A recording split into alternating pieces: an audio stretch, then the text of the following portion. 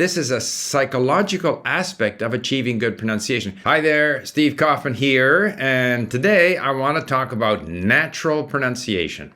Now, if you enjoy these videos, please subscribe, click on the bell for notifications, and if you follow me on a podcast service, please leave a comment. I do appreciate it. So, I want to follow up on the fascinating discussion that I had with Stephen Krashen the other day, and that was a live stream, and you may have watched it. It's available here for you to look at if you weren't able to participate in the live stream. It is also going to be available as a lesson with subtitles, with the transcript in our English library at Link, where we have a number of videos from Dr. Krashen that you can use if you're working on improving your English and if you want to become more familiar with Dr. Krashen's ideas. In the conversation with Dr. Krashen, he has wonderful stories to tell. But one of his stories was that he was in a French class, or he heard about someone who was in a French class and who was always criticized for his pronunciation. His pronunciation wasn't very natural. It wasn't, we don't have to be totally native, but it was still very much far away from French pronunciation. He was in a way hiding behind his English pronunciation. And then, for whatever reason, he decided that he was going to imitate a French person. So he arrived one day in front of the class and he put on a beret, because people think Frenchmen all wear berets, which they don't. And he pretended to be a Frenchman, and he was, we can imitate French people speaking English. Like very often, some people can imitate the French accent in the English, but when they go to speak French, they're still using their English accent. So he decided that he was going to pretend to be a Frenchman with his beret, with whatever other disguise he had on, and he spoke French, and he spoke with a very good accent, with good pronunciation. And the teacher said, "Where has that pronunciation been hiding?" And of course, he was in the mood for that.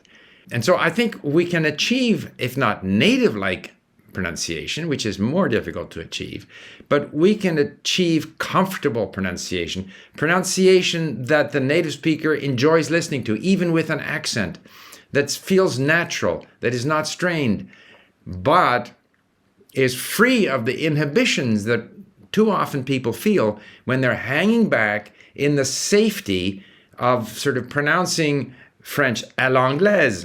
In other words, staying with the less risky sort of pronunciation of not making an effort to imitate, not to take that jump into the what might be cold water of trying to actually sound like whatever language it is we're learning. I mentioned to Dr. Krashen that I have referred to this as cultural weightlessness, and that this is a psychological aspect of achieving good pronunciation. There are many other things that we can do to improve pronunciation. Listening is certainly one. Listening to things that engage us emotionally is going to help us.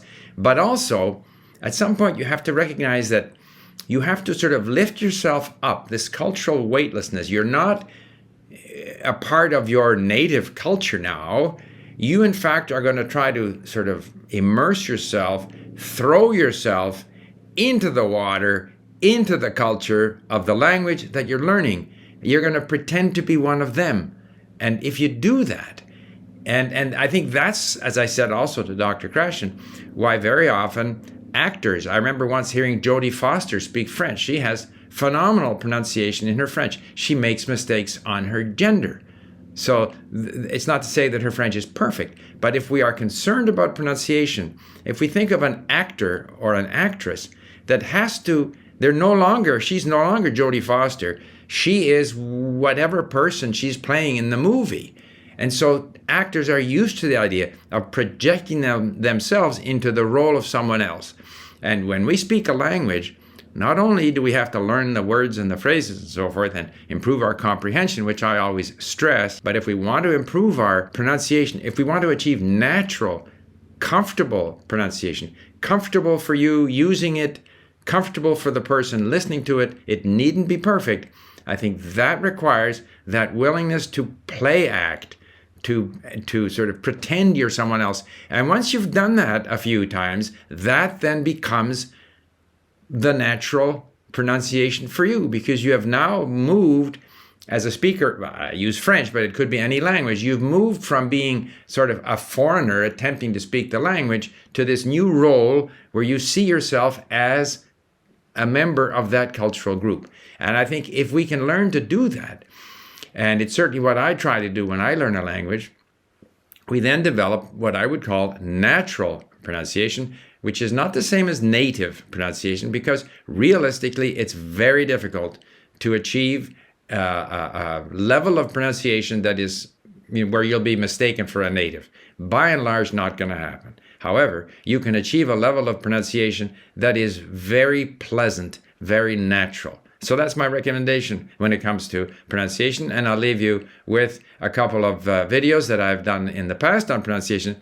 You may also want to visit the Krashen interview, whether at the YouTube channel here or in our library at Link. Thank you for listening. Bye for now.